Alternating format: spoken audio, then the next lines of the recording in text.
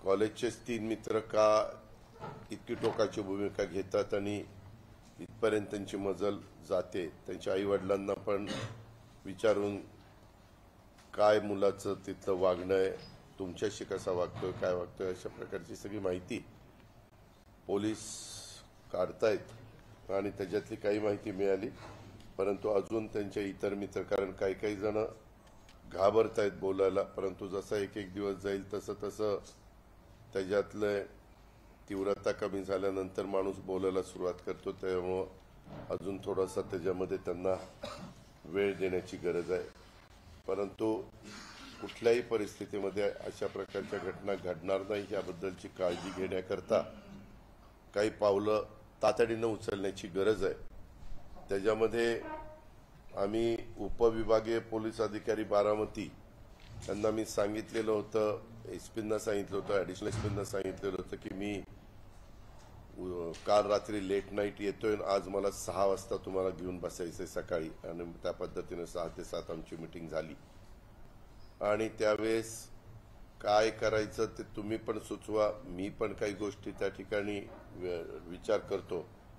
आणि त्याच्यातून शक्ती अभियान हे एक आपण सुरू करण्याचा निर्णय घेतला। ह्याचा उपक्रम बारामती पोलीस हे महिलांचा सन्मान, बालकांची सुरक्षा आणि युवकांचं प्रबोधन, कारण ह्याच्यामध्ये प्रबोधन करण्याचं फार गरज आहे। कारण त्याच्यातली एक व्यक्ती, हे सगळे 17 वर्षाच्या मधले असल्यामुळे मी कोणाची तुम्हाला नावं सांगणार नाही, कारण 17 वर्ष म्हणजे मायनरची नावं सांगायची नसतात असं पोलिसांचं मत आहे।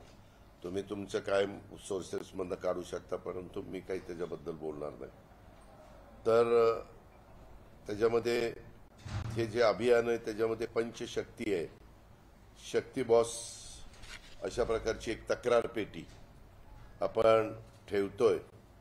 आणि अनेक महिला मुलींना अडचणीबाबत, उदाहरणार्थ मुलांकडून होणारा पाठलाग, छेडछाड, किंवा कधी कधी काही मुलं चावटपणे कुठल्या तरी दुसऱ्याच फोनवर फोन करतात, त्या फोनवर त्यांचा नंबर येत नाही, आयडी, तशा प्रकारचे काही प्रकार चालतात। आणि ते त्यांना मनमोकळेपणाने ही गोष्ट सांगता येत नाही त्या मुलींना किंवा त्या महिलांना, अथवा ज्या महिला किंवा मुली सदरबाबत तक्रार करण्यास सांगण्यास घाबरतात त्यांनी आपली तक्रार मांडावी, याकरता परिसरातील शाळा, कॉलेज, सर्व सरकारी कार्यालय, खाजगी कंपन्या, hospital, ST stand, coaching classes, tuition, महिला वसतिगृह, पोलीस ऑफिस, पोस्ट ऑफिस या ठिकाणी पोलिसांमार्फत शक्ती बॉक्स तक्रार पेटी, म्हणजे मी आता नावं घेतली त्या ठिकाणी शक्ती बॉक्स तक्रार पेटी ठेवण्यात येईल। सदर बॉक्समध्ये मुलींवर होणारे अत्याचार, छेडछाड, गुन्हेगारीच्या अनुषंगाने काही संशयास्पद वस्तू आढळल्यास, तसेच अवैध गांजा, गुटखा इत्यादी साठा याबाबतची गोपनीय माहिती तक्रार पेटीत टाकल्यानंतर पोलिसांमार्फत 2-3 दिवसात सदरची तक्रार पेटी उघडून त्यामध्ये प्राप्त होणाऱ्या तक्रारीवर योग्य ती कारवाई करण्यात येईल। तसेच संबंधितांचं नाव देखील अतिशय गोपनीय ठेवण्याबाबत दक्षता घेण्यात येईल। कारण शहर आपलं वाढतंय, जवळपास ते आता एक जिल्ह्यातलं महत्त्वाचं शहर म्हणूनच आपल्या शहराची ओळख पुणे, पिंपरी चिंचवडच्या नंतर आपला तसा बघितलं तर नंबर लागतोय। आणि दुसरी गोष्ट, आपल्याकडं ह्या सगळ्या गोष्टी होत असताना शहरातली कायदा सुव्यवस्था चांगली ठेवण्याचं अतिशय गरजेचं आहे। त्याच्यात नागरिकांनी पण प्रतिसाद दिला पाहिजे। बऱ्याचदा आता जसं परवा एक घटना घडली, ती घटना घडल्यानंतर त्या 2 मुलींना आपण ताब्यामध्ये घेतलं, मुलींच्याकडनं माहिती मिळाल्यानंतर ती 5-6 मुलं नाही तर 12-14 मुलांची नावं त्याच्यातनं बाहेर निघाली। किंवा आज मी बैठक घेणार म्हटल्यानंतर काही माझ्या सहकाऱ्यांना किंवा ज्यांना बारामतीमध्ये चांगलं परिस्थिती राहिली पाहिजे असं मनापासून बारामतीकर म्हणून वाटतं, अशांनी पण मला वेगवेगळ्या माहित्या देण्याचा प्रयत्न केला। कारण काही ठिकाणी हा माझा एरिया किंवा आपला हा महत्त्वाचा चौक, ज्याला विद्या कॉर्नर चौक म्हणतात, पूर्वी ज्याला पेन्सिल चौक म्हणायचे, तिथं पण काहींचं दहशत दाखवण्याचा प्रयत्न असे काही जण करतात आणि त्याच्यातून सर्वसामान्य माणूस तक्रार करायला घाबरतो, कुठं आपल्याला उगीच काहीतरी लचाण मागं लागेल. त्याकरता हे शक्ती अभियान आणि शक्ती बॉक्स ही तक्रार पेटी आपण ठेवण्याचा निर्णय घेतलेला आहे. त्याचबरोबर एक शक्ती नंबर, एक कॉल प्रॉब्लेम सॉल्व, म्हणजे त्याला असं स्लोगन टाईप आपण दिलंय. तो नंबर आहे 9209394917. मी पुन्हा सांगतो, एक कॉल प्रॉब्लेम सॉल्व 9209394917. माझी पत्रकार मित्रांना, मीडिया आणि इलेक्ट्रॉनिक आणि मीडिया दोघांना विनंती आहे की हा थोडासा बारामतीशी संबंधित असणाऱ्या माझ्या सहकाऱ्यांनी हा अधिक पॉप्युलर नंबर, या क्रमांकाची सेवा ही 24/7 सुरू ठेवण्याचा निर्णय आम्ही घेतलेला आहे. त्यावर फोन अथवा मेसेज करून तक्रार केल्यास सदर तक्रारीचं त्वरित निराकरण करण्याबाबत व त्यावर योग्य ती कारवाई करण्याबाबत दक्षता घेण्यात येणार आहे. तसेच संबंधितांची नावं पण गोपनीय ठेवण्यात येतील. त्याच्यामध्ये सदर पथकाचा मोबाईल क्रमांक हा शाळा बारामतीतल्या, कॉलेज, सरकारी खाजगी संस्था, कंपनी, हॉस्पिटल यांचे मध्यदर्शनीय ठिकाणी लावून त्याद्वारे प्राप्त तक्रारीचे निराकरण करण्यात येईल. तसेच एखाद्या ठिकाणी अवैध धंदे, छेडछाड असे प्रकार आढळून आल्यास त्याबाबतचे फोटो अथवा व्हिडिओ तसेच लोकेशन सदर नंबरवर जर तुम्ही शेअर केला तर तात्काळ संबंधितांना मदत पुरवण्यात त्या ठिकाणी येईल. तसंच जसं परवा एक घटना घडली आणि ती घटना घडल्यानंतर सगळ्यांनी एवढी फास्ट सूत्र हलवली की नंतर तक्रार करणारी मुलगीच उघडी पडली आणि तिनंच ते कुठल्या तरी पोराला अडकवण्याच्या करता केलेलं एक प्रकरण बाहेर निघालं. अशा पण गोष्टी पुढे येत असतात. तिसरं आम्ही करणारे शक्ती कक्ष, उपविभागीय पोलीस अधिकारी कार्यालय व प्रत्येक पोलीस स्टेशनला शक्ती कक्ष स्थापन करण्यात येणार आहे. त्यामध्ये 2 महिला पोलीस अंमलदार यांची नेमणूक करण्यात येणार आहे. सदर कक्षामध्ये महिला, मुली, बालके यांना भयमुक्त वातावरण देऊन त्यांना विश्वासात घेऊन त्यांच्या अडीअडचणीचं निराकरण करणे, तसंच समुपदेशन करून त्यांना कायदेविषयक मार्गदर्शन करणं, तसेच अन्याय सहन न करता निर्भयपणे बोलते करणं, ही गोष्ट आपण ह्या शक्ती कक्षाच्या माध्यमातून करणार आहे. चौथं शक्ती नजर, सोशल मीडिया, त्यामध्ये WhatsApp status, Facebook post, Instagram यावर अल्पवयीन, किशोरवयीन मुले मुली अथवा इतर व्यक्ती शस्त्र, बंदूक, पिस्तूल, चाकू अथवा इतर धारदार व घातक हत्यारांसोबत फोटो किंवा पोस्ट टाकतात आणि त्यावर सदर पथकाची नजर असणार आहे. असे प्रकार आढळून आल्यास त्यावर तात्काळ कार्यवाही केली जाईल. हे शक्ती नजरेचं काम राहणार आहे. आणि शेवटचं शक्ती भेट, त्यामध्ये शाळा ते सुरू झालंय, एक ट्रायल बेसवर मीटिंग पण झाली. शाळा, कॉलेज, सर्व सरकारी कार्यालय, खाजगी कंपन्या, hospital, ST stand, coaching classes, tuition, महिला वसतिगृह या ठिकाणी भेटी देऊन तेथील महिला मुलींना महिलांविषयक कायदे, गुड टच, बॅड टच, व्यसनाधीनता, वाढती बालगुन्हेगारी इत्यादी बाबत मार्गदर्शन करून अशा प्रकारांना आळा घालणे, तसंच त्यांच्याशी सुसंवाद साधून त्यांचे लैंगिक, शारीरिक तसेच मानसिक छळापासून संरक्षण करून त्यांच्यात सदर बाबत जागरूकता निर्माण करणे, तसंच सदर ठिकाणी विशेष पेट्रोलिंग नेमून त्यांच्या सुरक्षेच्या दृष्टीनं योग्य ती खबरदारी घेणे, शाळा, कॉलेज, महाविद्यालय या ठिकाणी प्रबोधनात्मक, कायदे विषयक, महिलांविषयाचे कायद्यांबाबत मार्गदर्शनपर व्याख्याने आयोजित करून किशोरवयीन मुले मुली युवा शक्तीला व्यसने व गुन्हेगारीपासून प्रवृत्त करून त्यांचे दुष्परिणाम व भविष्यात होणाऱ्या नुकसानाबाबत माहिती देऊन बाल गुन्हेगारी व महिला मुलींच्या वरील अत्याचारास प्रतिबंध करणे तसेच महिला व मुलींमध्ये कायदाविषयक जागरूकता निर्माण करणे तसेच सदर पथकास पुरवण्यात आलेल्या वाहनातून पेट्रोलिंग करून तसेच एसटी बस रिक्षा इत्यादीमधून साध्या वेशात प्रवास करून महिला मुलींची छेडछाड करणाऱ्या इसमांच्यावर योग्य ती प्रतिबंधात्मक कारवाई करणे संवेदनशील ठिकाणी नवीन हॉटस्पॉट तयार करून त्या ठिकाणी वारंवार पेट्रोलिंग करून सदर ठिकाणी पोलिसांचा वावर वाढवून महिला व मुलींवर होणाऱ्या अत्याचारास आळा घालणे ग्रामीण भागातील महिलांच्या सुरक्षेच्या दृष्टीने गावातील पोलीस पाटील सरपंच बचत गटाच्या महिला यांच्या बैठका घेऊन त्यांच्या महिलांविषयी कायद्याची माहिती महिलांविषयी कायद्याची माहिती देणे शाळा कॉलेज सुटण्याच्या वेळी सदर परिसरात टुकार मुलांचा वारंवार लक्षात आढळून आलेला आहे।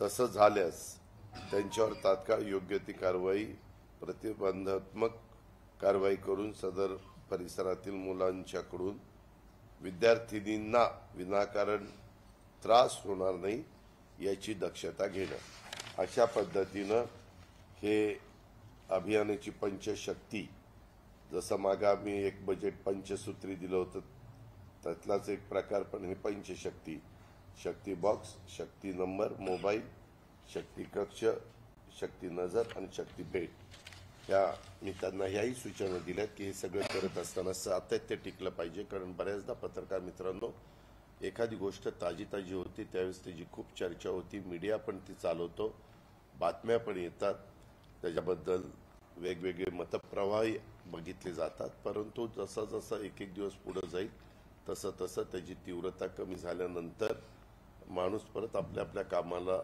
लागतो ते तर होणारच आहे पण ह्या बाबतीमध्ये तसं होऊन न देण्याचा शब्द मला आज एसपींनी पण दिला ॲडिशनल एसपींनी पण दिला डीवायएसपींनी पण दिलेला आहे अशा पद्धतीनं मी म्हटलं तुमचे ते बाकीचे PI PSI वगैरे त्यांच्याकडनं करून घेण्याची जबाबदारी तुमची आहे ती त्याच्यात हायगाई होता कामा नये अशा पद्धतीनं हे जे कधी अक्षरशः बारामतीकरांना काळीमा फासणारी किंवा अतिशय वेदना देणारी ही जी काही घटना घडली ही दुर्दैवी घटना आहे आणि त्याच्यातून त्या दोघांनाही कशा पद्धतीत झालं काय ते दोघंही 17 वर्षाचे आपला कायदा 18च्या पुढं तो सांगतोय मधी पत्रकार मित्रांनो एक चर्चा आमच्या स्तरावर वरिष्ठ पातळी झाली पूर्वीच्या काळामध्ये 18-21 हे वय बरोबर होतं अलीकडचा जर तुम्ही काळ बघितला आपल्या काळातलं लहान मुलाला कळणं आणि आताच्या काळात जन्मालेलं पोरग इतकं स्मार्ट आहे मुलगा किंवा मुलगी ते तुम्हाला पाळण्यात पण ते दिसतं आपल्याला जाणवतं किंवा त्यांचे प्रश्न जरा बोलायला लागले तर असे प्रश्न विचारतात की आपल्या काळात 5वी मध्ये न विचारणारे प्रश्न ते त्यांना बोलायला आल्यानंतर विचारतात ही फॅक्ट आहे ही नाकारू शकत नाही त्यामुळं डिपार्टमेंटच्यातल्या पण काही अधिकाऱ्यांचं म्हणणं आहे की तुम्हाला ह्याच्यात जर बदल करता आला तर 18च्या ऐवजी ते 14-15 नाही 14 कारण 14-15 वाली पण आता काय झालं ह्या 17 वाल्यांना माहिती आहे की आपण ह्याच्यात अडकू शकत नाही त्याच्यामुळे 15-16-17 वाले ह्याच्यात फार म्हणजे अडकतायत त्यांच्या चुकांच्यामुळे बरोबर आहे आपण म्हणताय त्याच्यात तथ्य आहे म्हणूनच आम्ही असं म्हणतोय की ते 15, 16, 17 आम्ही आमच्या स्तरावर हा कायदा करताना केंद्राला सांगावं लागेल आम्ही ज्यावेळेस मी जसं काल अमित भाईंशी सकाळी दुसऱ्या विषयावर बोलत होतो तसं पुन्हा त्यांची भेट झाल्यानंतर किंवा काही कारणानिमित्त मी दिल्लीला गेल्यानंतर मी जरूर ह्याच्याबद्दल सांगणार आहे वाटल्यास ते पत्रही देणार आहे मुख्यमंत्र्यांनाही सांगणार आहे की अशा पद्धतीचं पत्र देणं नितांत गरजेचं आहे कारण तुम्ही महाराष्ट्रात अलीकडे ज्या ज्या घटना घडल्या त्याच्यामध्ये बऱ्याचशा ठिकाणी अल्पवय हा मुद्दा तिथं पुढे आलेला आहे ह्या प्रकारे त्या सगळ्याला आळा घालण्याचं काम करण्याचा विचार आणि निर्णय विचार म्हणण्यापेक्षा निर्णय आम्ही आज सकाळी घेतलेला आहे माझी तुम्हालाही विनंती आहे की तुम्ही पण मला चांगल्या चांगल्या अनेकांनी सूचना दिलेल्या आहेत, त्याच्याही बद्दलचा मी उहापोह केला. त्याच्यामध्ये मी नावं घेत नाही, परंतु वेगवेगळ्या इंदापूरमधले काही व्यक्ती इथं येऊन हे करतात, त्याच्यावर आता परवा 307चा गुन्हा दाखल झालेला आहे. किंवा ज्यांना मोका लावलेला होता ते मोक्यातनं बाहेर घेऊन पुन्हा दहशत माजवण्याचा प्रयत्न करतायत, दादागिरी गुंडगिरी करण्याचा प्रयत्न करतायत. हे कदापि बारामतीकर सहन करणार नाहीत, खपून घेणार नाहीत. आणि मी पण तुमचा लोकप्रतिनिधी आहे, तोपर्यंत मी पण हे कदापि चालू देणार नाही, हा माझा निश्चय आहे. आणि म्हणूनच ही गोष्ट मी फार गांभीर्याने घेतलेली आहे. आज हे जे शक्ती अभियान आम्ही करू पाहतोय, महिलांचा सन्मान, बालकांची सुरक्षा आणि युवकांचं प्रबोधन, ह्याच्यामध्ये हे जर योग्य पद्धतीने सक्सेस झालं तर पुढं आम्ही ते जिल्ह्यालाही लागू करू आणि नंतर राज्यालाही लागू करू. अर्थात ते करत असताना मी त्या खात्याचे मंत्री म्हणून देवेंद्र फडणवीस साहेबांना पण त्याच्यात विश्वासात घेऊन शेवटी आम्ही सगळे एक कलेक्टिव्ह काम करत असतो आणि त्याच्यातून राज्याला पुढे नेण्याचा प्रयत्न करत असतो. आम्हाला हे सीएमच्याही कानावर घालावं लागेल आणि डीसीएमच्याही कानावर घालावं लागेल, हे आपल्या इथं यशस्वी झालं तर. आणि मला असं वाटतं की ते यशस्वी व्हायला काही हरकत नाही, कारण काही गोष्टी अशा पण ऐकायला मिळाल्या की काही काही मुलं चुकीचे वागतात, तर त्याच्या संदर्भामध्ये पालकांना पण बोलून, पालकांना पण ह्याच्यातलं जे एका मुलगा चुकीचं वागत होता तर त्या संस्थेनी, त्या कॉलेजनी त्या पालकांना बोलून सांगितलं की असा असा ते मुलगा तुमचा चुकतोय, वागतोय, तर तिथंच त्यांनी त्या मुलाला वडिलांनी जे करायला पाहिजे ते केलं. अशा घटना आहेत. म्हणजे असं काही कुणाला वारंवार सोडलं जात नाही. किंवा काही काही जण आता घटना अशी पण पुढे आली की वडील यायचे, मुलीला कॉलेजच्या दारात सोडायचे, निघून जायचे, परंतु नंतर 15 दिवसां म्हणजे नंतर कळलं की ती 15 दिवस कॉलेजच्या तिथं उतरायची आणि कॉलेजला यायचीच नाही, कुठं बाहेरच फिरायची आणि संध्याकाळी घरी जायची. त्याच्यामुळं अशा पद्धतीनं ज्यांचं उपस्थिती आठवडाभर कंटिन्यू नाही म्हटल्यानंतर तिचे पण तक्रार पालकांना गेली पाहिजे. अलीकडे आता सगळ्या सोयी आहेत, त्याच्यावर ते काही अडचणीचं नाही. आणि ह्याच्यातून पण साधारण आईवडिलांना म्हणजे पालकांनाही कळतं की आपलं पाल्य काय करतंय. अशा पद्धतीनं तोही गोष्ट आहे. हे मला ह्याबद्दल सांगायचं होतं. दुसरं, आपल्याला सगळ्यांना माहिती आहे की तुम्हाला मी अनेक वर्ष या शहराचा, या तालुक्याचा चेहरामोहरा बदलण्याच्या करता जेवढं काही मला करता येईल तेवढं मनापासून करण्याचा मी आणि माझे सहकारी अर्थात अधिकारी वर्गाला विश्वासामध्ये घेऊन काम करत असतो. मागे आपल्या बारामती नगरपालिकेला माझी वसुंधरा 4 अभियान स्पर्धेमध्ये 2022 मध्ये आपल्याला 3रा क्रमांक मिळाला, 2 कोटीचं बक्षीस मिळालं. 2023 ला आपल्याला 3रा क्रमांक मिळाला, बक्षीस 3 कोटीचं मिळालं. आणि 24 मध्ये प्रथम क्रमांक मिळाला, बक्षीस 5 कोटी रुपयाचं मिळालं. कारण बक्षिसाची रक्कम मधून आम्ही वाढवत असतो आणि ह्याच्याबद्दल मी बारामतीकरांचं, बारामतीमध्ये आता प्रशासक आहे त्याचं, त्यांच्या सगळ्या टीमचं, सगळ्यांचंच अभिनंदन करतो, कौतुक करतो की त्यांनी आम्ही जो काही अपेक्षा व्यक्त करतो त्या अपेक्षांना प्रतिसाद देऊन काम केल्यामुळं आपण आज राज्यामध्ये प्रथम क्रमांकावर आलेलो आहे. पण ह्याचं सातत्य टिकलं पाहिजे आणि पुढं अजून त्याच्यात चांगली भर ही पडली पाहिजे. कारण अजून काही त्रुटी आहेत, परंतु म्हणतात ना वासरात लंगडी गाय शाणी, त्यातला प्रकार आहे. तर आज राज्याचा विचार करता आपण नंबर 1 ला आहोत, हे मात्र निर्विवाद सत्य आहे. पण ते अजून त्याच्यातल्या त्रुटी दूर केल्या गेल्या पाहिजेत, याहीबद्दल माझं दुमत नाहीये. माळेगाव नगरपंचायत अलीकडेच आपण केलेली आहे सन 2022 मध्ये. त्याच्यात तिला 3रा क्रमांक मिळाला, त्यावेळेस 1 कोटीचं बक्षीस मिळालं. नंतर 23 ला 2रा क्रमांक मिळाला, मग 2 कोटीचं बक्षीस मिळालं. आता मात्र तिचा 24 ला क्रमांक घसरला, म्हणजे 4थ्यावर गेली, बक्षीस 1.5 कोटी रुपये मिळालं.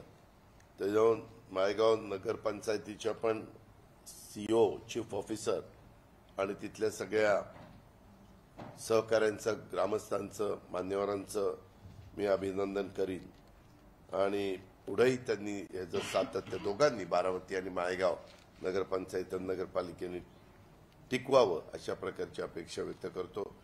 माळेगाव नगरपंचायतीचं पण जवळपास 96,75,00,000 रुपयाचं पाणी पुरवठा योजनेला मंजुरी आत्ताच दिली आणि त्याच्यामध्ये जेजुरीला दिली, सासवडला दिली, अनेक ठिकाणी आम्ही दिली। त्यात माळेगाव पण आहे ते एक तिथलं काम कारण माळेगाव चौबाजूनी वाढतंय। शेवटी पाण्याची परिस्थिती चांगली असली तरच शहराला एक मदत होऊ शकते आणि लोक आवडीनं त्या शहरामध्ये राहायला येऊ शकतात। तिसरं, तुम्हाला सगळ्यांना माहिती की पूर्वी दाणे बाजार काही लोक म्हणजे तुम्हाला माहिती असेल तिथं आपलं कृषी उत्पन्न बाजार समिती भरायची।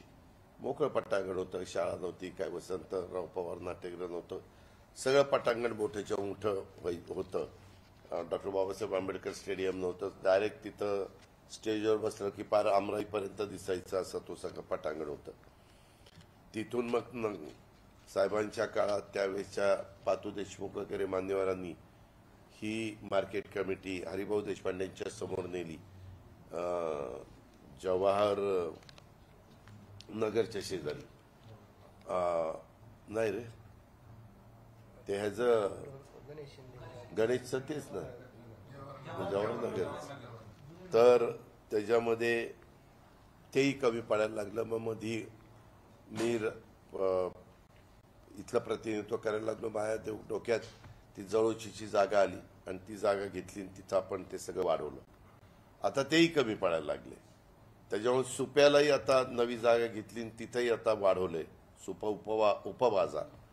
आणि तसंच आपल्या इथल्या जनावरांचा बाजार तिथून झारगडवाडी म्हणून गाव आहे तिथं आपल्याला 21 एकर जागा सरकारची मिळाली आणि तिथं उपबाजार विकसित करण्याच्या बद्दल आपला प्रयत्न कृषी उत्पन्न बाजार समिती बारामतीचा चाललेला आहे। तो चालू असताना सरकारने पहिल्या टप्प्यात ही मोफत जमीन मिळणार नाही, त्याला किंमत लागेल आणि काहीतरी किंमत लावली जी नियमाने असेल ती काहीतरी 8 कोटी असं मला चेअरमननी सांगितलं। पत्रकार मित्रांनो, आम्ही शेवटी लोकप्रतिनिधी आहे, आपल्या भागातल्या संस्थांचा फायदा करणं, त्याचा डायरेक्ट इनडायरेक्ट परिणाम ग्राहकाला आणि शेतकऱ्यांच्यापर्यंत पोहोचवणं, म्हणून मी त्यात लक्ष घातलं आणि परवाच्या कॅबिनेटला 21 एकर जागा विनामूल्य मार्केटला दिली। म्हणजे मार्केटचे 8 करोड रुपये त्या ठिकाणी वाचले, बारामतीकरांचे पैसे वाचले। ते एक मोठं काम मार्केटच्या दृष्टिकोनातून झालं। आणि काल परवा दिवशी 1 तारीख होती, काल 2 तारीख होती, लाल बहादूर शास्त्री आणि महात्मा गांधींची जयंती होती। तर त्या दिवसापासून आम्ही दुधाला अनुदान 5 रुपये लिटरला 5 रुपये केलं होतं गाईच्या, ते आता 7 रुपये 1 ऑक्टोबर पासून केलं। तो एक महत्वाचा निर्णय दूध उत्पादक शेतकऱ्यांच्या संदर्भामध्ये आम्ही घेतलेला आहे आणि बारामती तालुक्यातनं पण प्रचंड मोठ्या प्रमाणावर दूध जातं, त्याच्यामुळं त्याचा फायदा निश्चितपणे बारामतीकरांना अधिकचा झाल्याशिवाय राहणार नाही। या प्रकारे आमचं राज्य सरकारचं काम चाललेलं आहे। मला जरा मध्ये गॅप पडला कारण मी बऱ्याच वेगवेगळ्या ठिकाणी दौऱ्याला जातोय, त्यामुळं तिथं थोडंसं यायला उशीर झाला आणि ह्या सगळ्या गोष्टी माझ्या कानावर येतच होत्या। मी तिथनं फोनवर संपर्क साधत होतो, ज्या सूचना द्यायला पाहिजे तशा प्रकारच्या सूचना देत होतो। तशाच पद्धतीनं एक आयुष्मान भारत प्रधानमंत्री जन आरोग्य योजना आहे। स्वास्थ्य आणि सुरक्षा का वादा, विकसित भारत का इरादा, याचा सर्व प्रकारच्या रेशन कार्ड धारकांना 5 लाखापर्यंत वार्षिक मोफत वैद्यकीय उपचार, 70 वर्षांचे ज्येष्ठ नागरिकांना अतिरिक्त 5 लाख रुपयाची मर्यादा आणि लहान मोठ्या 1350 पेक्षा अधिक आजारांवर मोफत उपचार या योजनेचा लाभ संपूर्ण भारतामध्ये घेता येईल। ही योजना आहे। ह्या योजनेच्या करता काही गाड्या बारामतीमध्ये आपण उपलब्ध केलेल्या आहेत आणि त्या फिरणार आयुष्यमान भारत नोंदणी उपक्रम म्हणून, आणि त्याचा उपयोग आपण या भागातल्या माझ्या मतदारांना करून देणार आहोत, नागरिकांना ग्रामस्थांना करून देणार आहोत. हे एक सुरुवात आम्ही या निमित्तानं केलेली. अशा सगळ्या गोष्टी होत्या त्या तुमच्या कानावर घालायच्या होत्या. ह्याच्या उपर तुमचे काही प्रश्न असेल तर आपण विचारू शकता. आपल्या बारामतीमध्ये अनेक व्यायामशाळा अशा आहेत मला प्यायला पाणी पाहिजे. इंजेक्शन दिले जातात आणि स्टुडंटचा व्यायाम करून घेतला जातो. अशांची देखील तपासणी. माझी तुम्हाला विनंती आहे, मी आता तुम्हाला नंबर दिलेला आहे, 5 गोष्टी सांगितलेल्या आहेत. ग्लासमध्ये सांग कोमट पाणी, तर त्यांना शिपायला सांगतो आणि त्यांना तुम्ही तशा तक्रार पेटीत टाका. माझ्याकडे ज्या ज्या तक्रारी आलेल्या होत्या त्या सगळ्याच्या वापर करून तशा सूचना दिल्या. मी त्यांना सांगितलं की पुन्हा आचारसंहिता लागू किंवा न लागू आपण ऑफ द रेकॉर्ड हे जी पुन्हा आढावा बैठक त्या बाबतीमध्ये घेऊ. महाविद्यालयातले जे कॉलेजात मुलं येत नाही किंवा अपसेट असतात त्यांचा पालक सभा 1 महिन्याला घेतली पाहिजे. केलं आता सांगितलं ना, त्याच्यात सांगितलं ना. त्याच्यामध्ये मी मगाशी सांगताना तुम्हाला ते क्लिअर वाचून दाखवलं.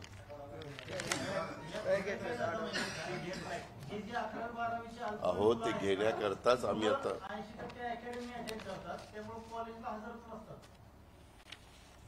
ह्या संदर्भामध्ये ह्याला पालक पण जबाबदार आहेत. शेवटी पालकांनी पण आपलं पाल्य कुठं ठेवायचं हे कळलं पाहिजे. एक आपल्याकडे फॅड निघालं, मागे एक फॅड निघालं होतं MBA ला घालायचं. लोक उठसूट MBA करत बसले. काय एकदा फॅड निघालं होतं मुलं कॉमर्सला घालायची, मग ते कॉमर्स करून MBA असं. शेवटी जी काही चर्चा होती आता तर इतकं मीडियामधल्या सोशल मीडियाच्या निमित्तानं व्हॉट्सअप, फेसबुक, इंस्टाग्राम वगैरे अवेलेबल आहे. सगळे गोष्टी एका क्लिकवर त्यांना माहिती होतात.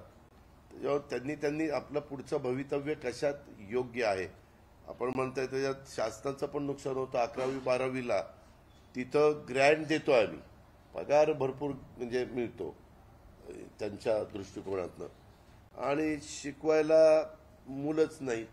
मुलं इकडे ऍडमिशन घेतात आणि तिकडे ते क्लासेस जॉईन करतात.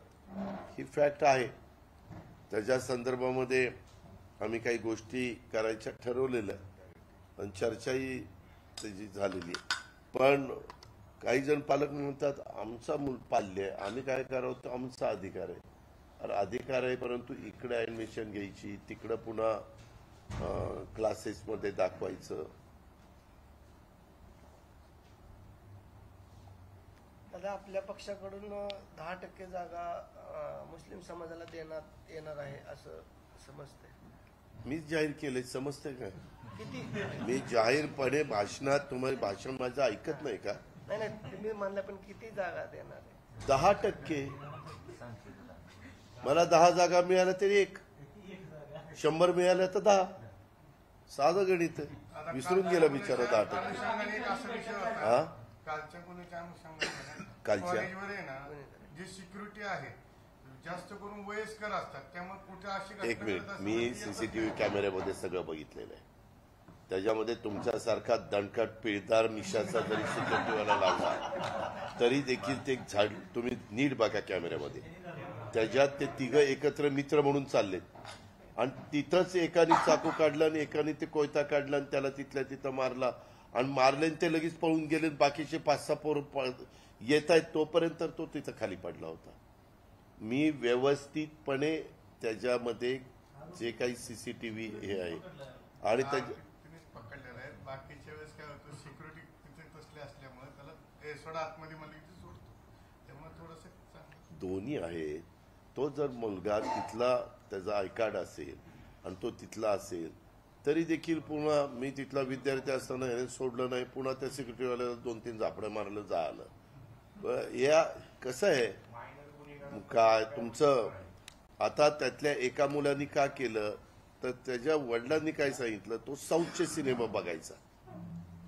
साऊथचे ते काहीतरी हिंदीत डब केलेले असतात म्हणून, आणि त्याच्यामध्ये असलंच म्हणजे वडील आल्यावर बातम्या त्यांना वडील तिथं आपल्या रेव्हेन्यूकडे वेगळ्या पद्धतीनं ते काम करत होते. छोटंच घर आहे. पोलीस म्हणले की दादा तर खाली 10 बाय 10चा खोली, वर एक अजून एक खोली. परंतु ह्याचं वागणं बिगणं, आईला सतत बोलणं, ते पिक्चर तशा पद्धतीनं बघणं वगैरे वगैरे अशा पद्धतीनं ते चाललेलं होतं. आणि एक दुसरा आहे, त्याला 18 एकर जमीन आहे, तो तिकडचा शेजारच्या तालुक्यातला आहे आणि गेलेलाही इकडच्या भागातल्या शेजारचा. म्हणजे एक मुलगा त्याच्यात पुणे जिल्ह्यातला, एक मुलगा सातारा जिल्ह्यातला, एक मुलगा सोलापूर जिल्ह्यातला. नाही बघितलं मला त्याच दिवशी आले. महायुती सरकारने जारी केलेल्या निवडणूक योजनांमुळे मोठा आर्थिक बोजा पडला आहे असे वित्त विभागाने अनिश्चित आर्थिक स्थितीबद्दल चिंता व्यक्त करताना सांगितले आहे. वित्त विभागाने अशा निदर्शनास आणून दिले की राज्य घटनेच्या अनुच्छेद 293 अंतर्गत राज्यावर कर्ज घेण्याची मर्यादा जीएसटीबीच्या स्थूल उत्पन्नाच्या 3% आहे. मीच सांगतोय महाराष्ट्राला, मीच अर्थमंत्री आहे आणि तुम्हीच मला सांगताय आपलं 42 ते 43 लाख कोटी रुपयाचं स्थूल उत्पन्न आहे. किती? 42 ते 43 लाख कोटी स्थूल उत्पन्न. एकंदरीत आपल्याला काही गणित बसून दिलेलं आहे केंद्र सरकारने, त्याच्या बाहेर आपण कधीच गेलो नाही. मी 10 वर्ष आतापर्यंत हे खातं सांभाळलेलं आणि अर्थसंकल्प सादर केलेले. त्या कुठंही आम्ही पहिल्यांदा अर्थसंकल्प सादर करत असताना पगार, पेन्शन, काढलेल्या कर्जाचा व्याजाचा हप्ता, या 3 गोष्टी एका बाजूला काढतो आणि मग राहिलेले पैसे डेव्हलपमेंट आणि गरीब वर्गाला लाभ देऊन त्यांना गरिबीतनं वर काढण्याच्या करता आम्ही प्रयत्न करतो. ज्याच्यातनं आम्ही मुख्यमंत्री माझी लाडकी बहीण योजना असेल, 3 गॅस सिलेंडर फ्रीची योजना असेल, 3, 5, 7.5 हॉर्सपॉवरच्या मोटारचं बिल 0, हे पैसे आम्हाला द्यावे लागतात. त्यांचे 14,000 कोटी रुपये दरवर्षी आम्हाला त्या ठिकाणी द्यावे लागतील. परंतु आपलं यंदाचं बजेट 6.5 लाख कोटीचं होतं. पुढचं बजेट आपलं साधारण 10% वाढ होती, 7 लाख कोटीचं होईल. ह्या पद्धतीनं आपण पुढे जातो आणि केंद्र पण आपल्याला मदत करतं. आता पण जे काही अतिवृष्टी वगैरे झाली त्याच्यामध्ये तुम्ही बघितलं असेल की देशात सगळीकडे झाले, पण सगळ्यात जास्त पैसे हे आपल्या महाराष्ट्राला मिळाले. दादा आपण बारामतीला आल्यानंतर एकाने प्रश्न विचारा. आपण बारामतीमध्ये आल्यानंतर प्रत्येक तळागाळातील कार्यकर्त्याला भेटता आणि असं असताना अतिउत्साही शहाणे कार्यकर्ते निनावी पत्राद्वारे मेसेज टाकतात आणि आपल्याला सल्ला देण्याचा प्रयत्न करतात. अशांना आपण काय समज द्या? अशाला काही मी समज देऊ शकत नाही, कारण बाबासाहेब आंबेडकरांनी जे संविधान दिलेलं आहे त्या संविधानामध्ये प्रत्येकाला आपलं आपलं मत व्यक्त करण्याचा अधिकार आहे, आपले भूमिका मांडण्याचा अधिकार आहे. त्याच्यामुळे हे लोकशाहीमधलं एक काम आहे. त्याच्यातलं त्या पत्रातलं जितकं योग्य असेल सूचना त्याचा आम्ही स्वीकार करू. ज्या सूचना काही विचार करणे योग्य नाहीत त्याचा वाचून साईडला ठेवू. दादा 2 दिवस महायुतीची बैठक पार पडली अमित शहांसोबत, कधीपर्यंत साधारणतः फायनल जागा वाटत? कोणीच सांगितलं 2 दिवस पडली नाही, मला तर तुझ्याकडनंच कळलं. मी महायुतीतला एक घटक आहे, पण तुझ्याकडनंच कळलं. मी काल अमित भाईंना, ते इकडं पुणे मुंबईत येणार होते, मी वेळ मागितलेला होता. ते म्हणाले की मी ज्या दिवशी येईल त्या दिवशी तरी किंवा जायच्या दिवशी तरी वेळ देईन. मी त्या दिवशी होतो परळी, त्याच्यानंतर माजलगाव आणि रात्री नांदेडला जाऊन उशिरा मी मुंबईत आलो. मला निरोप आला की आज जमत नाही, कारण आज रात्री 1:30, 2, 3 वाजती, पण उद्या जमेल. आणि काल माझी तिथं तासभर मीटिंग झाली. मी होतो, प्रफुल्लभाई होते, तटकरे साहेब होते. म्हणजे ती युतीची मीटिंग नव्हती. आम्हाला काही गोष्टीच्या संदर्भात मी काही प्रश्न त्यांना सांगितलेले होते. त्याच्यातनं त्यांनी कांदा निर्यात बंदी उठवली, त्याच्यातनं त्यांनी तांदूळ निर्यात बंदी उठवली, त्याच्यातनं भाव शेतकऱ्यांना वाढले. कांद्याचे भाव आता बघा किती शेतकऱ्यांना समाधान वाटतील असे आहे. MSP ह्याची त्यांना आठवण केली तर ते म्हणले 8-1 दिवसामध्ये ते पण मी करतो. 4-5 वेळेला FRP वाढली पण MSP वाढली नाही, ते एक सांगितलं. सोयाबीनच्या बद्दल एक सांगितलं, कापसाच्या बद्दल एक सांगितलं आणि MSP म्हणजे ऊसाच्या बद्दल एक सांगितलं. असे ज्या गोष्टी होत्या त्याच्याबद्दल जे त्यांच्या हातात आहे, जे राज्य सरकारच्या हातात नाही, पण त्यांना सांगणं गरजेचं होतं, कारण ते केंद्रात आज महत्वाचं खातं त्यांच्याकडे आहे. दादा आज नवरात्र उत्सव सुरू होतोय. त्याबद्दल तुला मनापासून नाही शुभेच्छा. ऐका की नाही नवरात्र काय बारामती नगरपालिकेला वसुंधरा पुरस्कार मिळालेला आहे. सांगितलं. आता त्याचं आल्यालाच सांगितलं की बाबा पुरस्कार मिळालेला आहे, परंतु त्याच्यामध्ये जे कंत्राटी सफाई कामगार काम करतात त्यांना योग्य वेतन दिलं जात नाही. त्यांचं काम खूप मोठं आहे, चांगलं आहे, परंतु त्यांना वेतन योग्य दिले जात नाही किंवा त्यांचं इतिहासही व्यवस्थित भरला जात नाही. एक आपल्याला माहिती का, तुम्ही उद्या जर कॉन्ट्रॅक्टर म्हणून टेंडर भरलं तर तुम्ही तुमच्या स्टाफला किती वेतन द्यायचा तुमचा अधिकार आहे. आम्ही तुम्हाला सांगितलेलं आहे सरकारने की मिनिमम त्याला जे काही वेतन ठरलेलं आहे ते तेवढं दिलंच पाहिजे. नाही नाही नाही, हे मी तिथं नाहीये, तिथं प्रशासक आहे. आपली गोष्ट प्रशासकाला सांगेन की त्या कॉन्ट्रॅक्टरला सांगून त्याला किमान वेतन तरी मिळालं पाहिजे. मी मागे ज्यावेळेस नगरपालिका नगराध्यक्ष आणि सगळी आमची कमिटी होती तेव्हा माझ्या कानावर ही आपण सांगताय तीच गोष्ट आलेली होती. मी लगेचच त्यांना सांगितलेलं होतं, कारण मी ज्यावेळेस बारामतीमध्ये येतो त्यावेळेस अनेक जण वेगवेगळे प्रश्न मांडतात, त्याच्यामध्ये ते मांडलेलं होतं. विधानसभा निवडणुका दादा जाहीर होणार आहेत. काही जण साहेबांच्या पक्षात तर काही जण आपल्या पक्षात राहायचा विचार करतात. म्हणजे मुलगा एकीकडे आणि वडील तुमच्याकडे. तो आज नाही बाळा, ते पहिल्यापासून आहे. म्हणजे ज्या ज्या वेळेस नवीन वर्ग पुढे येतो त्या वेळेस ह्या गोष्टी घडलेल्या आहेत. तुम्हाला आठवत असेल पूर्वी काँग्रेसच एकट्याचं राज्य असायचं, परंतु ज्यावेळेस शिवसेना नवीन अस्तित्वात आली त्यावेळेस तरुण मुलं शिवसेनेत असायचे, त्यांचे वयस्कर लोक काँग्रेसमध्ये असायचे. हा काळ पण आपण बघितला. आता शिवसेनेला पण बरेच वर्ष झाली स्थापना होऊन, 40-50 वर्ष झाली. त्याच्यामुळं ते आता वेगवेगळ्या पद्धतीनं जिथं संधी मिळते तिथं लोक जातात आणि त्यांना योग्य वाटतं ते करतात.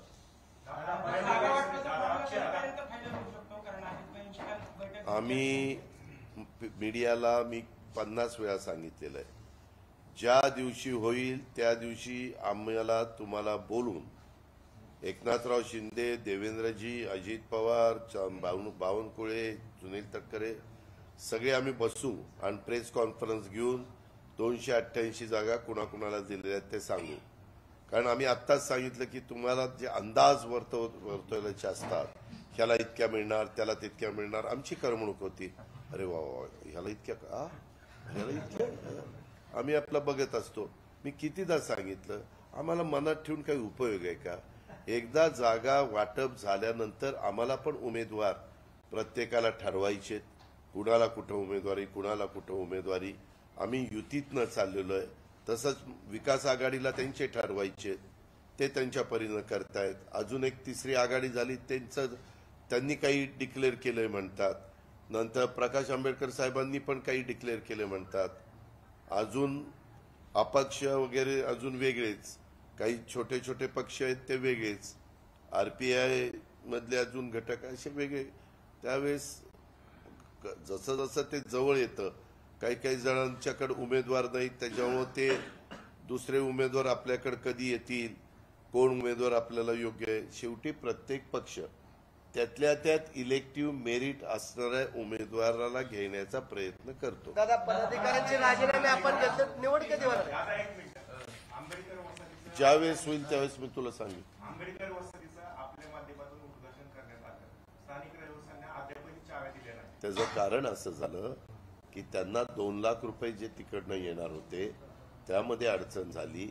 आपल्या इथं मी खूप चांगल्या पद्धतीनं मला हे सगळं जे गरीब वर्गाला घरं बांधून द्यायची होती, पण त्यामध्ये काही हिस्सा त्या लाभार्थ्यांनी पण भरायला पाहिजे. ते लाभार्थी भरायला काकू करतात, त्यामुळे त्यांची अशी अपेक्षा आहे सगळंच आपल्याला चांगल्यातलं चांगलं सरकारने त्या बाबतीमध्ये द्यावं. पण मी परवा ह्यांना संबंधित अधिकाऱ्यांना बोलून घेतलेलं होतं आणि त्यांचे ते 2 लाख पर कुटुंब ते पैसे लवकर पाठवा, ते जमा झाले म्हणजे चावे देता येतील. सुप्रिया सुळेंनी मग त्या दिवशी सांगितलं की नेत्यांनी उद्घाटन करण्यासाठी गडबड करते. आम्ही माझ्या मनात आलं म्हणून केली. माझी आपल्याला हात जोडून विनंती आहे, मी इतकं आपलेपणाने सकाळी 9ला तुम्हाला बोलवलेलं आहे, जरा माझ्या योग्यतेच्या बातम्या, तुम्हाला कुठल्याही बातम्या विचारायचा, प्रश्न विचारायचा अधिकार आहे, पण म्हणूनच मला माझी सटकती की काय म्हणजे एवढं आपलेपणाने येतोय, बोलतोय, बसतोय काय. आता ह्या प्रश्नाला काय अर्थ आहे का? त्यांनाही माहिती की माझ्याकडनं उत्तर मिळणार नाही. मी ज्या दिवशी जनसन्मान यात्रा सुरू केलेली आहे त्यावेळेस मी माझ्या मनाला ठामपणे सांगितलेलं आहे की आपल्याला एकाही विरोधकांच्यावर टीका टिप्पणी करायची नाही. आपलं आपलं काम, आम्ही आणलेल्या योजना, आम्ही पुन्हा सरकारमध्ये आल्यानंतर उद्याच्याला आमचं काय विजन असणार आहे ते, ह्या गोष्टी आम्हाला सांगायच्या. आणि आज मी पत्रकार मित्रांनो तुम्हाला सांगतो, कुणीही महाराष्ट्रामध्ये जा, बरेच जण तिथले आमदार किंवा तिथले उमेदवार असं म्हणतात मतं मागायला. जरा तुम्हालाही पहिलं कळलं पाहिजे की तुम्ही मला निवडून द्या, मी आपल्या मतदारसंघाची बारामती करेन. हे किती मी तुम्हाला उदाहरणं देऊ, पण काय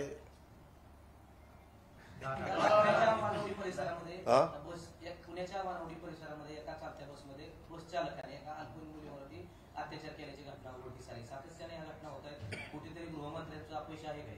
अहो, मी आत्ताच सांगितलेलं आहे, ह्यामध्ये कधी कधी एक दिखावा देखील केला जातो. आपल्याच बारामतीमध्ये घटना घडलेली होती, मी तुम्हाला त्याचं उदाहरण दिलं, आणि ती मुलगी म्हणली त्या मुलाला मला अडकायचं होतं म्हणून मी हे सगळं केलं. पूर्णपणे यंत्रणा हल्ली. आता आपण जे सांगताय, आम्ही तर सातत्याने याच्याबद्दलचे कायदे कडक करतोय. केंद्र सरकारने कायदे कडक केलेत. नुसती आता असं छेडछाड केली तरी त्याच्यामध्ये कडक शासन कसं होईल ह्याबद्दलचे गोष्टी घडलेल्या आहेत. आणि जर ड्रायव्हर आणि एकच मुलगी असं कसं दोनच असतील त्याच्यामध्ये, त्याची मी माहिती घेतो, कारण तुम्हीच मला आता विचारलेलं आहे. मी आता प्रेस संपली की ताबडतोब सीपींना विचारतो कुठं वानवडीला घडली, कधी घडली, आज संध्याकाळी 4:30च्या सुमारास, दुपारी. 4:30च्या सुमारास. अरे दुपारच ना, पहाटे. मग 4:30ला घडली तेव्हा बसमध्ये कोणी नव्हतं, कंडक्टर वगैरे असतील. आता मी बस ड्रायव्हर आहे, हा कंडक्टर आहे, आणि तुम्ही सगळे बसलाय आणि एका मुलीवर कोणी काय करतं तर बाकीची काय करतो. हे जरा ही बाब एक थांब रे बाबा, ही बाब अतिशय गंभीर आहे. त्याच्याबद्दलची चौकशी प्रेस संपल्या मी करीन, आणि जे काही पुढची कडक ऍक्शन असेल ती मी करायला सांगेन.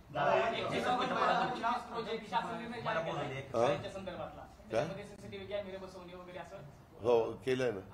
जिल्हा परिषदेच्या शाळा त्याच्यामध्ये अंमलबजावणी केली जात नाही. जिल्हा परिषदेच्या शाळेची परिस्थिती थोडी बिकट आहे म्हणून अंमलबजावणी केली जात नाही.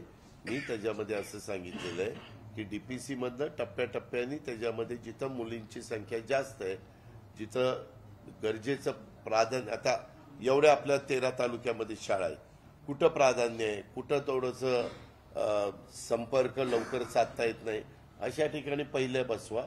जिथं शहरी भागातल्या शाळा किंवा बऱ्यापैकी ग्रामपंचायत आहे तिथं जरा हे करा असं सांगितलंय. आणि डीपीसी मध्ये पण त्यांना निधी द्यायला विशेष बाब म्हणून परवानगी दिली. करा निरा स्थिरीकरण प्रकल्पासंदर्भात महत्वाकांक्षी प्रकल्पासंदर्भात आपण घोषणा केली होती. या संदर्भात पुढे काय कशा पद्धतीने पुढे कार्यवाही चाललेली आहे. आज मी डुबलला माझ्या सगळ्या प्रमुख कार्यकर्त्यांना त्याबद्दलची माहिती द्यायला सांगितलेली आहे. योजना करून ती योजना खालून वर वरून वर अशा पद्धतीनं कपोले म्हणून एक्झिक्युटिव्ह डायरेक्टर आहेत तिथपर्यंत पोहोचलेली आहे. मी त्यांना सांगतो की बाबा ती लवकर पाठवा, मला त्याला ते मंजुरी द्यायची, कारण ती 1000 कोटीची योजना आहे. आणि माझं स्वतःचं मत आहे की पुरंदर, जनाई शिरसाई, बाकीचे केटीवेर, आता पण केटीवेरच्या मी परवा उदगीर वगैरे भागात जाऊन आलो. आपण जे रूपांतर करतोय बॅरेजेसमध्ये करेचं, त्याच्यातनं बराच परिणाम झालेला तुम्हाला दिसेल. कारण नवीन नवीन टेक्नॉलॉजी येते, नवीन नवीन रिसर्च होतो आणि त्याच्यातून पाणी म्हणजे एकेकाळी टेंबू ताकारी म्हैसाचं पाणी टेंबूचं 5-6 टप्प्यामध्ये तिथनं उचलून पार सांगोल्याला जाईल असं लोकांना खरं वाटत नव्हतं, पण ते गेलं. आता हायस्पीडचे पंप निघाले, आता सोलरवर देखील तुमच्या मोटरी चालू शकतात. त्याच्यावर लाईट बिल पण तुम्हाला त्याच्यातनं मर्यादित येऊ शकतं आणि म्हणून ही सगळी योजना आपण आणलेली आहे. आणि तुम्ही पाहिलं यंदा वीरवरून किती पाणी वाहून गेलं.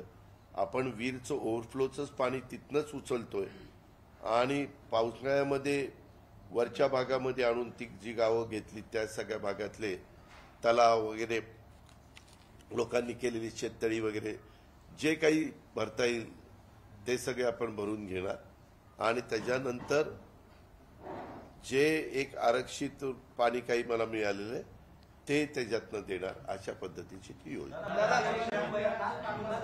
मंत्री छगन भुजबळ यांना पुन्हा धमकीचे फोन आलेले आहेत. फोन आणि मेसेजद्वारे हे नाही, ते चौकशीचा भाग आहे.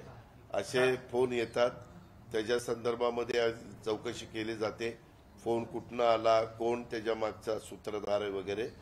राज्य सरकार, पोलीस खातं व्यवस्थितपणे त्याची चौकशी. दादा अमित भाई, कालच मी रात्री तिथे होतो. दादा अमित भाईंशी आपले सातत्याने भेट होते असते आणि आपण- सातत्याने नाही बाबा, मला जेव्हा वाटलं की बाबा भेट होती. अनेक प्रवाशांची मागणी, आपण पुण्याचे पालकमंत्री आहात तर त्यांनी विनंती केलेली प्रवाशांनी आपल्या दौंडमध्ये वंदे भारत ट्रेन थांबावी म्हणून. आपण त्या संदर्भात प्रयत्न करू. वंदे भारत ट्रेन ऐक वंदे भारत ट्रेन आणि अमित शहा साहेबांचा काय नाही संबंध? नाही, त्यांना जर तुम्ही सांगितल्यानंतर ते त्याचे रेल्वे तू जर मला असं सुचवलं, मी आपली तुला विनंती करतो, नाही विनंती नाही, की तू रेल्वे मंत्र्यांना अजित पवार तुम्ही भेटून सांगा, तर मी त्यांना त्या ठिकाणी सांगेन. कसं आहे, वंदे भारत ट्रेन ही मुळातच फास्ट. तुम्हाला आठवते का, मागे आपण नॉनस्टॉप पुणे ते बारामती एसटी सुरू केलं, त्या पॉप्युलर झाल्या. पहिल्यांदा लोक म्हणायचे नाही नाही, एकदा मोरगावला एकदा थांबा. परंतु नंतर ज्यावेळेस 2-2.5 तासात पोचायला लागलं त्यावेळेस लोक म्हणली नाही नाही, ते नॉनस्टॉपच चालू द्या. आता जर एकदा वंदे भारत, आता एक आपली पुढं, आता नाही पण पुढं काही वर्षांनी एक ट्रेन येते मुंबई टू हैदराबाद. त्याच्यामध्ये एक मुंबईच्या पुढं स्टेशन आहे, त्यानंतर पुण्याच्या जवळ एक स्टेशन आहे, त्यानंतर बारामतीच्या जवळ एक स्टेशन आहे, त्यानंतर पंढरपूरला एक स्टेशन आहे आणि हैदराबाद. म्हणजे ही ती बुलेट ट्रेन आहे ना, ती त्या स्पीडनंच गेली पाहिजे. तू बुलेट ट्रेन म्हणायचं आणि ती खटाऱ्यासारखी चालायची, कशी चालेल? असं नाही ना चालत बाबा. हे मला प्यायला पाणीचा एकच मिनिट काय दादा, तुमचं प्रथमतः माळेगाव ग्रामसेनाने 96 कोटीची जी योजना मंजूर केली त्याबद्दल मी मनापासून अभिनंदन करतो. धन्यवाद. गावकऱ्यांच्या वतीनं. दादा, एक दुसरा प्रश्न आहे. माळेगाव आणि शारदानगर हे शैक्षणिक हब म्हणून अख्ख्या जिल्ह्यामध्ये परिचित आहे. मी मगाशी एकच सांगायचं माझं राहिलं, मी सांगू का? ते मगाचं होतं. बारामती शहरातील एका महाविद्यालयात अल्पवयीन मुली विद्यार्थिनीनं केलेल्या धक्कादायक घटनेच्या अनुषंगाने 2/10/2024 रोजी पंचायत समिती बारामती येथे बारामती शहरातील सर्व माध्यमिक, उच्च माध्यमिक, सर्व शाळा, कॉलेजेस, विविध संस्था, कोचिंग क्लासेस, निवासी वसतिगृह यांचे संचालक, मुख्याध्यापक, प्राचार्य यांची परिषद आयोजित केलेली होती. त्याच्यामध्ये सुरुवातीला शाळा आणि महाविद्यालय परिसरातील शांतता सुव्यवस्थेत तसेच उत्तम विद्यार्थी घडवण्याच्या अनुषंगाने विविध शैक्षणिक संस्थांचे प्राचार्यांनी त्यांचं मत मांडलं. त्यानंतर तहसीलदार गणेश शिंदे आणि प्रांत वैभव नावडकर आणि अप्पर पोलीस अधीक्षक गणेश बिराजदार यांनी शाळा आणि महाविद्यालयांची जबाबदारी तसेच प्रशासनाची समन्वयासंदर्भात चर्चा आणि मार्गदर्शन केलं. त्यामध्ये खूप वेगवेगळ्या गोष्टी इथं पण काल केल्यात. तिन्ही पोलीस स्टेशनमध्ये महिला डेस्क तयार करण्यात आलेला आहे. तिन्ही पोलीस स्टेशनमध्ये विशेष बाल पोलीस पथक तयार करण्यात आलेलं आहे आणि विद्यार्थ्यांच्या शिस्तभंग विषयक कारवाई महाविद्यालयामार्फत करण्याच्या बद्दलचे निर्णय झाले. शाळा बाहेर येऊन थांबणारे शाळाबाह्य विद्यार्थी यांच्यावर कठोर कारवाई करण्याच्या बद्दलचं सांगितलं. अशा खूप चांगल्या गोष्टी झाल्या. ह्याचं मी त्यांना सांगितलेलं आहे, सातत्य टिकलं पाहिजे. हे नव्याचे 9 दिवस व्हायला नको. कारण बऱ्याचदा ते होतं आणि मग नंतर माणूस आपल्या ह्याच्यात राहतं. तर ते म्हणले नाही, आम्ही हे असं होऊन देणार नाही. आपल्या पंचायत समितीच्याच कार्यालयामध्ये त्यांनी ती मीटिंग घेतलेली होती. दादा त्यामध्ये एक आहे, बारामती तालुक्यात बाहेर गावावरून बरेचसे विद्यार्थी राहिले आहेत. तर ज्या रूममध्ये राहिला ते घरमालक तुम्हाला एक माहिती आहे, जर तुमचं घर असेल आणि तुम्ही भाडेकरूला दिलेलं असेल तर कायद्याने तुम्ही तुमच्यावर गुन्हा दाखल होईल. का तर ऐका ना सर, त्याच्यामध्ये त्याची सगळी माहिती घेतली जाईल. आता तुम्ही सांगताय तर त्याच्याही बद्दलच्या सूचना मी देतो.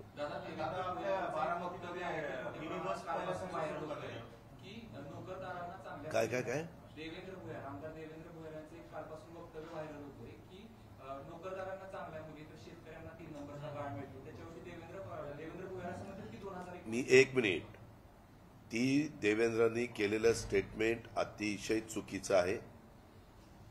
त्याला मी सांगितलं की तू दिलगिरी व्यक्त कर.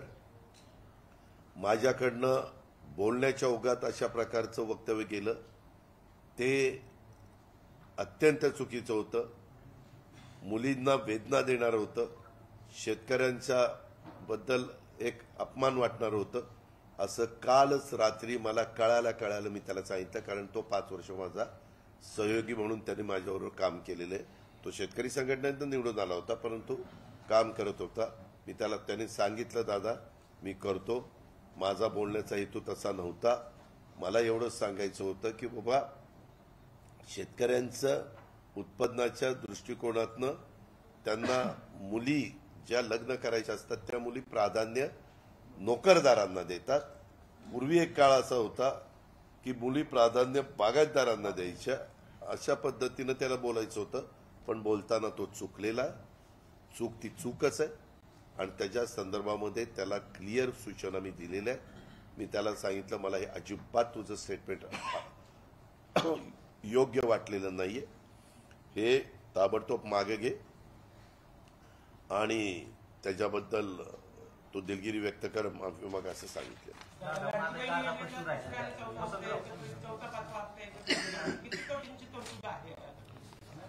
जेवढे पैसे लागतात तेवढी तरतूद आहे.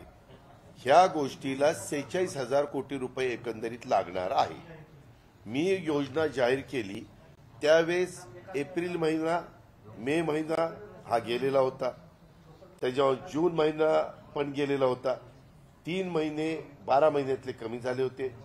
9 महिने राहिलेले. 9 महिन्याच्या करता मी 35,000 कोटीची तरतूद केली. लिहून घ्या, 35,000 कोटी.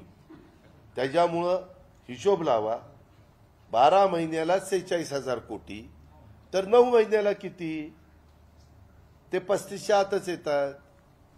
अरे बाबा, मी खूप वर्ष ह्याचं काम केलेलं रे अर्थमंत्री म्हणून. हे काय होतं, विरोधक त्यांना वाटलं नाही ही योजना इतकी लोकप्रिय होईल. आम्ही ज्यावेळेस महाराष्ट्रामध्ये फिरतो त्यावेळेस काय बहिणींनो, मायमाऊलींनो, पैसे आले का? आले दादा, आले. त्यातली 2-3 म्हणतात नाही अजून माझे आले नाहीत, परंतु माझा फॉर्म स्वीकारलाय, परंतु अजून आले नाहीत. येतील. म्हणजे एक समाधान महिलांच्या मध्ये पाहायला मिळतंय. आणि आम्ही केली ना बाबा तरतूद. आता सांगितलं ना तुला, तू केला का हिशोब 9ला किती? अर्धाच प्रश्न राहिला होता. अभिनंदन केल्यानंतर दादा माळेगाव आणि शारदानगर शैक्षणिक हब आहे. माळेगावच्या इंजिनिअरिंग कॉलेजमध्ये सर्रासपणे अंमली पदार्थ विकले जातात आणि माळेगाव खुर्दचा कॅनल, माळेगाव खुर्द आणि इंजिनिअरिंग कॉलेजच्या कॅनलला दुपारची मुलं व्यसन करत बसलेली असतात. तर त्याच्यावरती सर शक्ती अभियान माळेगावमध्ये सुरू आहे. आज मी DYSP, SP आणि ऍडिशनल SP ला ह्या सगळ्या गोष्टी सांगितल्या. वेगवेगळ्या ठिकाणून पुण्याहून कसं व्हॉट्सअपवर काय करतात, अमुक तमुक बरंच आम्हाला माहिती दिलेली आहे. त्याच्यामध्ये काही आमचे पत्रकारांनी पण मला माहिती दिली आणि त्या सगळ्या माहितीच्या संदर्भामध्ये मी 1 तास, मला नाही वाटत कोण मायचाला सकाळी 6ला SP आणि ॲडिशनल एसपी डीवायएसपीला बोलून मिटिंग घेत असेल. महाराष्ट्राच्या इतिहासात कधी घडलेलं नव्हतं. त्यामध्ये 1 तास मी मिटिंग घेतली आणि हे सगळं सांगितलेलं आहे. आता इथं कोण ऐकतंय? डीवायएसपी. माझी तुम्हाला विनंती आहे, आता पत्रकार मित्रांनी सांगितलेलं माळेगावचं, आमच्या तिथं पण बसा, आपण इथं माळेगावचं ते पण त्याची नोंद आपण घ्या. माळेगाव शैक्षणिक संकुल आपलं महत्वाचं, आणि शारदानगरचा तो आपण रस्ता मोठा केला, तो रस्ता पैरवी कसा होता, आता केवढा केला, तर त्या रोडला काहीतरी ते असतात, तर त्याची नोंद घेऊन. इथं बारामती शहरात जिथं इमारती अपूर्ण अवस्थेत आहेत त्या ठिकाणी मेफेटर्मिन टर्मिन या नावाची इंजेक्शन घेतली जातात लसीकरणासाठी, अधिक गांजा ओढला जातो. ह्या संदर्भात मगाशी चर्चा झाली, फक्त माळेगावची आपली झालेली नव्हती, ती अजून माहिती मिळाली, आम्ही करू. आणि आता माझी आपल्याला हात जोडून विनंती आहे, नम्रतेने विनंती आहे, कारण मी फार सध्या नम्र झालेलो आहे, आणि त्यामुळं माझे तुम्हाला असं सांगणं आहे की मी जे तुम्हाला सांगितलं त्या बाबतीमध्ये शक्ती अभियानात आहे ना, तुम्ही शक्ती बॉक्समध्ये टाका ना तक्रार पेटीत, तुम्ही शक्ती नंबरवर टाका 920 9394 917, शक्ती कक्षात सांगा. एवढ्या सगळ्या गोष्टी दिल्यात ना, आणि त्याबद्दल सगळ्यांचं एकवाक्यता होऊन हे करायचं ठरलंय आपलं. दादा, तुम्ही विकास पुरुष म्हणून बारामतीला पूर्ण कायापालट केलेला आहे. बारामती तालुक्याचा शहराचा एक पत्रकार भवन म्हणून एक बारामतीत होईल असं तुम्ही भवन उभा राहा पत्रकार. बरं आहे, मागे काही पत्रकार मित्रांनी मला सांगितलेलं. 7 कोटी जागा दादा दिलेल्या आहेत. कुणाला? पत्रकार भवनासाठी किरणदारांनी संभाजीनगर बलकुंडे यांची 7 कोटी जागा दिली. बघू मग 7-12 7-12 बघू. तसं नाही, उगीच काहीतरी तसं सांगू नका. असं नसतं, जागा आहे बारामतीत, जागेचा भाव काय सगळं माहितीये मला. कागदपत्र द्या ना, कागदपत्र जर दिली तर मी त्या संदर्भामध्ये पुढे काय कारवाई करायची ते करतो ना. दादा, तुम्ही एवढा निधी आणला बारामतीसाठी, तालुका पोलीस स्टेशनला सौजन्य अकॅडमीच्या नावाने पोलीस स्टेशनचा बोर्ड लावला. सौजन्य अकॅडमी पोलीस स्टेशनचा जो बोर्ड आहे ना, तालुका ग्रामीण पोलीस स्टेशन, त्याला सौजन्य अकॅडमीचे घेत, त्यांच्या विरोधात कंप्लेंट द्यायचं म्हणजे त्यांचंच पहिलं नाव दिसते तिथे, अकॅडमीचंच नाव. का बरं? डीवायएसपी ते काढून टाका. मी आलेलाच बघितलं, तो बोर्ड तेव्हाच काढलेला आहे, तो पूर्वीच आहे, जवळपास 4 ते 5 महिने. जरी असला तरी तो ताबडतोब काढा. आपलं शासन एवढं काही कमजोर नाहीये. आपण कशा इमारती केल्यात तुम्ही बघताय, सगळ्या राहण्याच्या इमारती, तुम्ही बसण्याच्या इमारती, तुमचा डीवायएसपी नाही परंतु बाकीची इमारती, बिराजदार बसतात ती इमारत, सगळ्या इमारती आपण चांगल्या केल्यात. एवढंच कुणीतरी काहीतरी पोलीस खात्याने कुणाकडनंही सौजन्यांनी काही घेण्याचं कारण नाही. यदा कदाचित चांगल्या कंपनीने CSR मधनं दिलं असेल तर त्यांचं बोलायचं नाव आम्ही लिहिणार नाही. CSR मधनं एक चांगल्या भावनेने द्यायचं असेल तर द्या, संपला विषय. 100 रुपयाचा स्टॅम्प वरील दस्त 500 रुपयाला मिळत आहे. तर 100 रुपयाचा दस्त जो मिळत होता तो आता 500 रुपयाचा स्टॅम्प. असा कसा? अहो असं नाही हो, 100 रुपयाचा स्टॅम्प कुणाकडे मिळतो? अहो कुणाकडे मिळतो? स्टॅम्प लागतोय ना, तो 500 रुपयाचा केलेला आता. 100 रुपयाच्या स्टॅम्पवरची प्रतिबंध देत होता आपण, 500 रुपयावरती 500 रुपयाच्या स्टॅम्पवरती केल्याचं बंधन करायचं. नाही, तो सांगताना असं सांगतोय की 100 रुपयाचं 500 निघालं. ते म्हणतात ते बरोबर आहे, काही म्हणतात ते बरोबर आहे. सांगताना चुकला. 100 मध्ये ऍप्रोडेट करत होतो ते आता हे आपल्यात असं, ऐका ना मित्रांनो, मीडिया म्हणजे इलेक्ट्रॉनिक प्रिंट, आपल्याला असं काही करता येईल का, जसं आता ह्यांनी हे काही करून अधिकची माहिती देण्याचा प्रयत्न करतात, त्यावेळेस सिनियर जे पत्रकार आहेत त्यांनी एक असा गेट टुगेदर करून हे नवीन जे येतात त्यांना कसे प्रश्न विचारायचे तेच माहिती नसतं. नाही, माणूस नवीन नाही, त्याच्यामुळं जरा सांगून की बाबा हे असं विचारलं पाहिजे, तसं विचारलं पाहिजे, कारण त्याच्यात काय होतं, आपलंच असं होतं, ते नको व्हायला. एक मिनिट, आम्ही काही वाढ केलेली आहे. त्याचं कारण ज्या वेळेस तुम्हाला डेव्हलपमेंट दिसते, आज हजारो कोटी आम्ही ज्या योजना आणल्या ते पाऊण लाख कोटीच्या आणलेल्या आहेत. त्याच्यामुळं जो इन्कम टॅक्स भरतो त्याने भरलाच पाहिजे, जो जीएसटी भरतो त्याने भरलाच पाहिजे, जे काही एक्साईज भरतो त्याने भरलाच पाहिजे, जो नोंदणी करतो त्यांनी नोंदणी करून घेतलीच पाहिजे, कारण त्याच्यातनं आपल्याला उत्पन्न मिळतं आणि त्याच कराच्या पैशातून आपण ही डेव्हलपमेंट करत असतो. आता तुमचं बारामतीचं काही वर्षापूर्वीचं गेस्ट हाऊस आठवा आणि तिथं त्याच गेस्ट हाऊसला जर काही थोडं बहुत डोकं चालवलं तर काय घडू शकतं तेही आठवा. दादा, मनोज जरांगेंना मदत केलेल्या आमदारांविरोधात लक्ष्मण हाकेंनी इशारा दिलाय. 100 मतदारसंघाची त्यांनी यादी बनवली तर विधानसभेला मराठा मला सांगायचंय, त्या संदर्भामध्ये असे अनेक जण वेगवेगळ्या पद्धतीनं वक्तव्य करतात. त्याबद्दल मी काय बोलणार आहे? मी तुला मगाशीच सांगितलं, तू आहे पण म्हणतात. राष्ट्रवादी काँग्रेस पक्षात तुम्ही पदाधिकारी पदाचा जो निर्णय घेतला त्याच्यामुळे कार्यकर्त्यांमध्ये भरभर आली का? आली काय? आली? ठीक आहे, बघतो.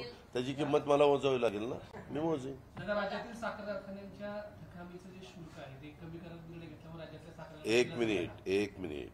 राज्याचं फक्त साखर कारखान्याचं नाही, राज्य सरकार ज्याला हमी देतं त्याला हमी देत असताना आम्ही 2% रक्कम घ्यायचो. परंतु हमी देताना एखादी गोष्ट असेल तर त्यांना 200 कोटी रुपयाची हमी दिली, 300 कोटीची हमी दिली तर त्यांना 3×6 कोटी रुपये द्यावे लागायचे. आपण हमी कुणाला देतो? जो कमकुवत असतो त्याला वर काढण्याकरता हमी देतो. मग आम्ही विचार केला आणि मग ते 0.5% आणली. प्रस्ताव मी कॅबिनेटला आणला, कॅबिनेटने तो मान्य केला. का तर त्यालाही परवडलं पाहिजे. ते 2% जरा जास्त होत होतं आणि त्याच्यात मग कुणी देत पण नव्हतं, त्याच्यातनं प्रॉब्लेम क्रिएट होत होते, नुसते आकडे फुगून दिसायचे. म्हणून त्यांचंही काम व्हावं, आपली पण वसुली व्हावी.